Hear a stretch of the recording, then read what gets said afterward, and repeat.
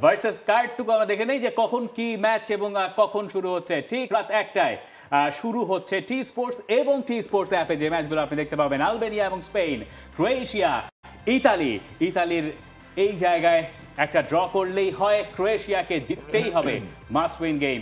এবং অন্যদিকে আলবেনিয়া তারা দোয়া করতেই থাকবে যাতে ইতালি হেরে যায় এবং ওই দিক দিয়ে তারা যেন জিতে যেতে পারে। এখনো পর্যন্ত পয়েন্ট টেবিলের যা অবস্থা, সেই পয়েন্ট টেবিলের দিকে তাকালে আপনি জানেন স্পেন এরই মধ্যে কোয়ালিফাই করে গেছে, তাদের আর কোনো চিন্তা দুশ্চিন্তা কোনো কিছুই নাই। পয়েন্ট টেবিলের 2 নম্বর দলটার নাম ইতালি, যাদের এই ম্যাচ থেকে দরকার 1 পয়েন্ট, আলবেনিয়ারও 1 পয়েন্ট, ক্রোয়েশিয়ারও 1 পয়েন্ট। এই গ্রুপে শুরু হওয়ার আগে আমরা আসলে কোন দুই দলকে দেখেছিলাম গ্রুপের পরের রাউন্ডে যাচ্ছে মিতু ভাই? মোটামুটি তো স্পেনেরটা নিশ্চিত, তবে স্পেন কোয়ালিফাই করে নিশ্চিত। আর একটা জিনিস হচ্ছে যে এখানে এখন ক্রোয়েশিয়ার জন্য যে অবস্থা, মানে মাস্ট উইন ম্যাচ, এর কোনো বিকল্প নেই।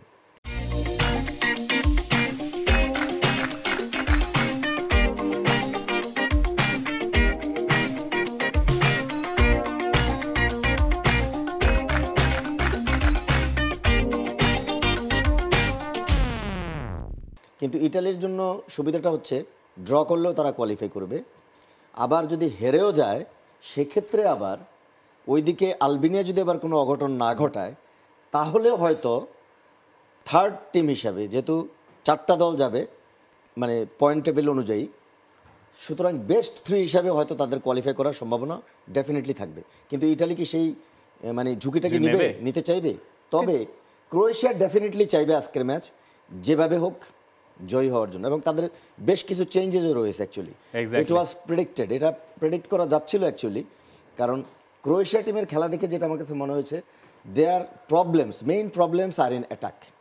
Actually Bruno Petkovic and Ante Budimir, এই দুটা প্লেয়ার মানে they are struggle to finish of chances, সুযোগগুলো কাজে লাগাতে পারছে না তারা। এক্স্যাক্টলি, আমরা ক্রোয়েশিয়া নিয়ে অনেক কথা বলবো, ক্রোয়েশিয়া এবং ইতালি নিয়েই আমরা কথা বলবো, কিন্তু তার আগে আমরা আসলে স্পেন এবং আলবেনিয়ার ম্যাচ নিয়ে একটু কথা বলতে চাই। স্পেন দুটো ম্যাচের দুটোতেই জিতেছে, আমরা যেমনটা এক্সপেক্ট করেছিলাম তেমনটাই, কিন্তু যে স্পেনকে আমরা এই টুর্নামেন্টে দেখলাম দুটো ম্যাচে, সেই তুলনায় এতটা কি প্রত্যাশা ছিল এই স্পেন দলটাকে ঘিরে?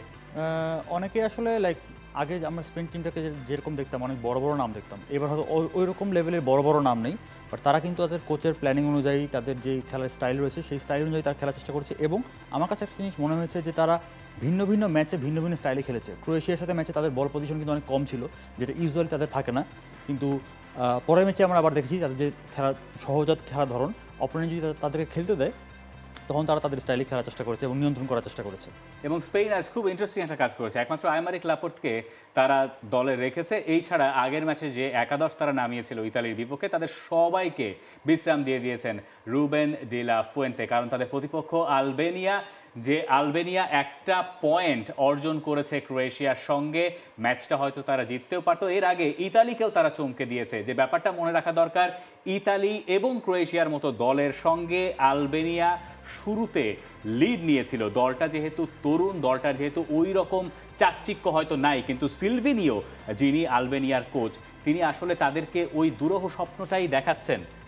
না, অফকোর্স যদি আপনি খেলার স্টাইলটা দেখেন, মানে এখানে অপেক্ষাকৃত দুর্বল শক্তির দলগুলো তাদের অ্যাকচুয়ালি নিজেদের যে সর্বোচ্চ স্ট্রেংথ, সেই স্ট্রেংথটাকে ফোকাস করেই কিন্তু গেম প্ল্যানটা সেট করে, এবং তাদের মেইন অস্ত্রটাই হচ্ছে যে ডিফেন্সটাকে কম্প্যাক্ট রাখা, এবং যখন আপনি নিজের ওন হাফে ডিফেন্ডিং করবেন, definitely better side opposition team whoever it is, তারা তখন এখানে আসবে আক্রমণে, এবং অবভিয়াসলি এই সময় পিছনে স্পেসটা রেখে আসবে। এবং তাদের যেহেতু এটাই হচ্ছে অস্ত্র যে অর্গানাইজ ডিফেন্স টু কীভাবে কাউন্টার অ্যাটাক লঞ্চ করা যায়, সুতরাং সেই গেম প্ল্যান এবং স্ট্র্যাটেজিতেই কিন্তু তারা স্টিক থাকছে, কারণ তার যেই সীমাবদ্ধ রিসোর্স এবং শক্তি, সেটাকে অ্যাকচুয়ালি সর্বোচ্চ ব্যবহার করার চেষ্টাটাই তারা করছে।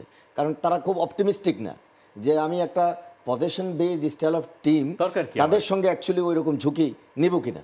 এটা তো মনে হয় স্মার্ট থিঙ্কিং, তাই না? যে আমার যা শক্তি আছে আমি তো সেই অনুযায়ী খেলার চেষ্টা করবো। এই টুর্নামেন্ট যখন শুরু হয় তার আগে আমি প্রেডিক্ট করেছিলাম পার্সোনালি, সেটা হচ্ছে সবার উপরে আমি স্পেনকেই রেখেছিলাম, 2 নম্বর জায়গাটা ক্রোয়েশিয়াকে দিয়েছিলাম, 3 নম্বর জায়গাটা ইতালিকে, 4-এ আলবেনিয়াকে রেখেছিলাম। আপনি যদি টুর্নামেন্টের শুরুর আগে বলতাম, মানে কেউ কি এক্সপেক্ট করেছিল যে এই গ্রুপের শেষ দিনে আলবেনিয়া 3য় স্থানে থেকে আসলে এই ম্যাচটা শুরু করবে স্পেনের সঙ্গে? ডেফিনেটলি কেউ এক্সপেক্টই করে নাই, বাট গ্রুপ অফ ডেথ যে গ্রুপগুলো হয় সেই গ্রুপে আসলে এই জিনিসগুলো একটু বেশি হয়। দুর্বল দলও কিন্তু ভালো খেলে ফেলে, ভালো খেলে ফেলে। আমরা 2014 কোস্টারিকার কথা নিশ্চয়ই মনে আছে, রাইট, যেখানে আমরা দেখেছিলাম যে ইতালি সম্ভবত ছিল, বাদ পড়ে গিয়েছিল, ইংল্যান্ড ছিল, উরুগুয়ে ছিল এবং So, সেখানে কোস্টারিকা থ্রু এবং ইতালি সেখান থেকে আউট। সো এই ধরনের যখন গ্রুপ অফ ডেথ হয়, যখন বড় টিমগুলো 3টা বড় টিম পড়ে যায়, তখন আসলে সেখানে তারা নিজেরা অনেক সময় লাইক অপোনেন্টের এগেন্সে কীভাবে খেলবে, তারা কি রিস্ক নিবে কি নিবে না, এই একটা বিষয় চলে আসে। তখন আলটিমেটলি যে ছোটো দলগুলো, তুলনামূলকভাবে ছোটো দল আমরা যাদেরকে বলি, তারা আসলে তাদের সেই সুযোগগুলোর অপেক্ষায় থাকে। এবং আজকে মিন্টু ভাই যেটা বলছিলেন যে আলবেনিয়া নিজেদের হাফে হয়তো ডিফেন্স করবে, অপেক্ষায় থাকবে কাউন্টার অ্যাটাকের জন্য, আজকে তাদের অপোনেন্ট যারা স্পেন, তারা কিন্তু সেই কাজটাই করে। সো তাদের এগেনস্টে আলবেনিয়ার এই কাউন্টার অ্যাটাকের চান্সগুলো আরও বেশি তারা পেতে পারে। এবং হেড টু হেড যা বলছে আমাদেরকে স্পেন এবং আলবেনিয়া, আপনি জানেন আসলে হেড টু হেডের ফল কেমন হতে পারে।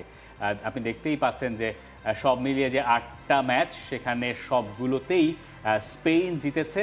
গোলের হিসাব করলেও 31-3, অর্থাৎ 31 গোল স্পেনের, 3টা গোল আছে মাত্র আলবেনিয়ার। যদিও এই সব রেকর্ড যখন একটা বড় টুর্নামেন্টে কোনো দল খেলতে আসে, যখন পুরো দেশের প্রার্থনা ওই দলের সঙ্গে থাকে, তখন এইসব রেকর্ড বোধহয় আর কোনো কাজে আসে না।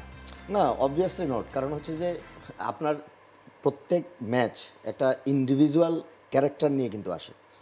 কারণ একটা ম্যাচের সঙ্গে আপনি আরেকটা ম্যাচকে কিন্তু রিলেট করতে পারবেন না, কারণ ম্যাচগুলোর মানে প্রত্যেকটা দলের এক ধরনের এক্সপেকটেশন থাকে। আজকে যেমন ক্রোয়েশিয়া, জিততে হবে তাদেরকে, কোনো অল্টারনেট চয়েস নেই। সুতরাং তাদের অ্যাটিটিউড এবং অ্যাপ্রোচিং কিন্তু টোটালি ডিফারেন্ট। কিন্তু ফার্স্ট ম্যাচে অ্যাটিটিউড অ্যাপ্রোচিং কিন্তু এরকম ছিল না, তখন এক ধরনের অ্যাটিটিউড ছিল। এবং ঠিক আলবেনিয়ার ক্ষেত্রেও সেম, কারণ এদের অ্যাকচুয়ালি হারাবার কিছু নেই। ইউরোর মতো একটা টপ লেভেলের আসরে তারা খেলছে, ইভেনচুয়ালি একটা শক্ত গ্রুপে তারা পড়েছে, যেখানে মানে ফরমার ওয়ার্ল্ড চ্যাম্পিয়ন এবং ওয়ার্ল্ড রানার্স আপ টিমের সঙ্গে তারা মোকাবেলা করে এখনও 3rd পজিশনে রয়েছে। এবং এখনও আশা রয়েছে তাদের, যদি কোনো অঘটন তারা না ঘটায় আর কি, আমি সেটাই বলবো। যদি অঘটন ঘটায় তাহলেই তাদের আশাটা আছে, ওটা অঘটন বলতে হবে।